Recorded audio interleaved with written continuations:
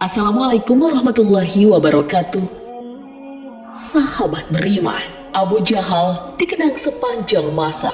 Berbeda dengan Nabi, Abu Jahal justru diingat sebagai sosok antagonis dalam sejarah Islam karena membenci Allah dan Rasulullah Sallallahu Alaihi Wasallam. Bahkan ia mati secara mengenaskan dalam perang Badar. Setelah kematiannya, Rasulullah Sallallahu Alaihi Wasallam ternyata berdialog dengan kuburan Abu Jahal. Apa isi obrolan tersebut? Tonton video ini hingga akhir agar tidak sesat. Abu Jahal bernama asli Amr bin Hisham. Ia digelari Abu Jahal atau Bapak Kebodohan karena merupakan salah satu kaum kafir Quraisy yang paling benci dengan Nabi Muhammad Sallallahu Alaihi Wasallam.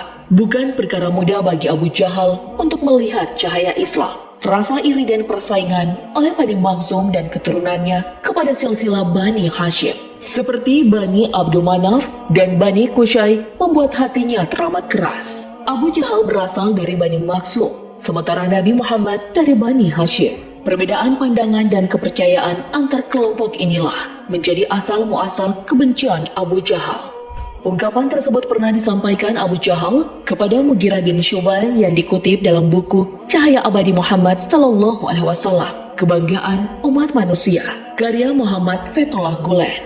Suatu hari Mughirah dan Abu Jahal menyusuri jalan kota Mekah. Di perjalanan, mereka berpapasan dengan Rasulullah. Saat itu, Rasulullah mengajak mereka untuk mengikuti jalan Allah. Namun sekonyong-konyong, Abu Jahal menolak seruan Nabi. Setelah Rasulullah meninggalkan mereka, Abu Jahal lalu menyampaikan unek-uneknya kepada Mughirah. Demi Tuhan, sebenarnya aku tahu apa yang dia katakan memang benar. Tapi ada satu hal yang menghalangiku dari mengimani dia, yaitu bahwa dulu Bani Qusay berkata kami memiliki hak al-hijabah. Kami pun menyahut baik. Lalu mereka berkata lagi, kami memiliki hak-hak as-siqayah. Kami pun menyahut baik. Lalu mereka berkata lagi, kami memiliki hak an-nadwa. Kami pun menyahut baik. Lalu mereka berkata lagi, kami memiliki hak al-liwa. Kami pun menyahut baik. Lalu mereka memberi makanan, sebagaimana kami juga memberi makanan. Sampai ketika bahu kami bersentuhan, mereka berkata, dari Nabi ada seorang Nabi. Kalau itu, maka demi Tuhan aku tidak akan menyetujuinya.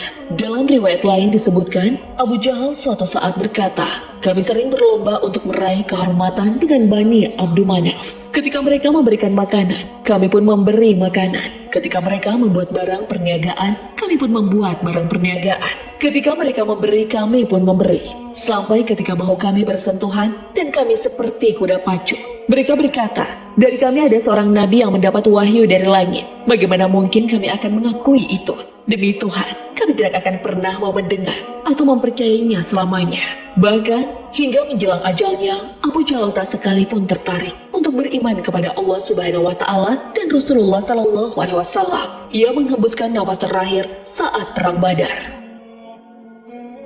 Dalam kitab ringkasan Sahih Muslim karya M. Nashiruddin Al-Albani, diceritakan bagaimana Abu Jahal berpulang. Terik mentari Madinah di kampung Badar pada 17 Ramadan 2 Hijriah terasa lebih panas dari biasanya. Genderang perang Muslim melawan Quraisy pun dimulai. Siang itu, kaum Muslim yang berjumlah kecil dengan hanya beranggotakan 313 personil harus berhadapan dengan pasukan Quraisy yang hampir 3 kali lipat lebih dari pasukan mereka, 1.000 orang.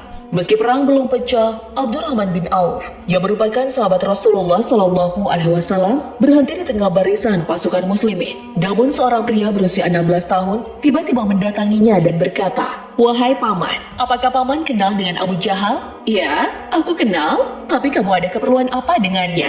Saya dengar Abu Jahal selalu memaki Rasulullah selama di Mekah. Demi Allah yang menguasai diriku, kalau saya melihat Abu Jahal, tak akan terpisah sebelum salah satu dari kami mati lebih dulu. Tegas pemuda tersebut yang belakangan diketahui bernama Mu'az bin Afra. Abdurrahman yang mendengar ungkapan berani tersebut merasa takjub. Belum juga reda kekagumannya pada keberanian pemuda itu, seorang pemuda lain dari Ansar datang lagi menghampirinya. Ternyata sosok yang baru ini adalah adik Mu'az, yakni Mu'az Muawiyah bin Afrah, "Paman, apakah paman tahu siapa itu Abu Jahal?" "Iya, tahu. Apa keperluanmu dengannya?" "Saya dengar Abu Jahal selalu jahat dan bersikap keras kepada Rasulullah SAW. Demi Allah, saya ingin membunuhnya," jawab Muawiyah yang saat itu masih berumur 15 tahun. Setelah kakak beradik ini mengungkapkan niatnya membunuh Abu Jahal, tiba-tiba Abdurrahman bin Auf melihat Abu Jahal dari kejauhan dan berteriak, "Itu Abu Jahal!" Abdurrahman berteriak sembari menunjuk di mana Abu Jahal berada. Saat itu, Abu Jahal sudah menduga jika ia akan menjadi sasaran empuk umat muslim. Itu sebabnya Abu Jahal begitu dijaga oleh pasukan kafir Quraisy. Dan tiba-tiba kakak beradik pemberani tadi melesat seperti anak panah, siap menghantam Abu Jahal yang saat itu dilindungi 10 lapis pasukan bersenjata lengkap. Muawiyah menyerang pasukan musyrikin agar bisa menebas Abu Jahal. Seketika pedangnya menyentuh paha Abu Jahal dengan sayatan yang sangat dalam. Tapi nyawa Abu Jahal masih bertahan. Ia belum juga mati. Langkah selanjutnya sang kakak mengambil alih. Mu'adz bin Afrah juga melukai kaki Abu Jahal yang membuat tubuh Abu Jahal limbu hingga akhirnya tersungkur ke tanah. Darah pun mengucur deras dari kakinya.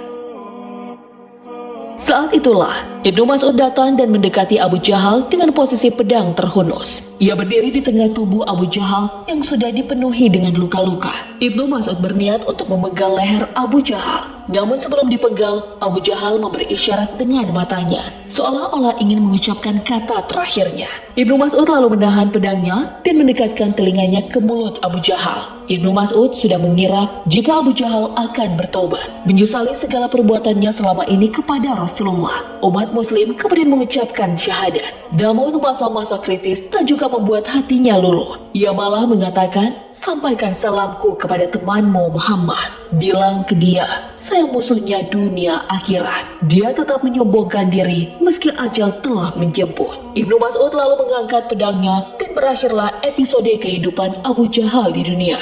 Dalam perang tersebut, ada sekitar 70 orang anggota pasukan kafir Quraisy yang meregang nyawa dan mati. Setelah semuanya sudah ditimbun tanah, Rasulullah SAW mendekati kubur mereka.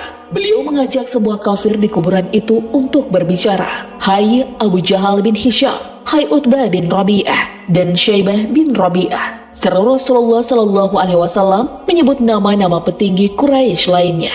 "Apakah kalian telah mendapati apa yang telah dijanjikan oleh Rabb kalian itu benar?" Para sahabat terperanjat dengan apa yang dilakukan Rasulullah itu. "Ya Rasulullah," tanya Umar bin Khattab radhiyallahu anhu, "bagaimana engkau mengajak bicara orang-orang yang telah menjadi bangkai? Demi saat yang jiwaku berada di tangannya, kalian tidak lebih mendengar pertanyaan perkataanku itu melebihi mereka.